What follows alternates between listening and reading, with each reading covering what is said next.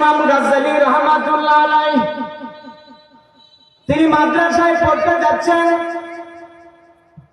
এক কাঁধে কোরআন নিয়ে আর এক কাঁধে হাদিস নিয়ে তিনি কোরআন পড়তে যায় মাদ্রাসায়।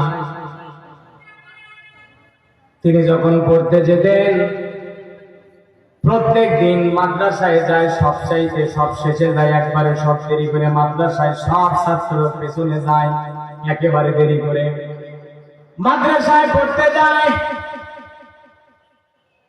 যখন তিনি যান প্রত্যেক দিন তার ওস্তাদ বলেন, ও গাজ্জালী, তুমি যে মাদ্রাসায় পড়তে আসো এত দেরি করে কেন আসো?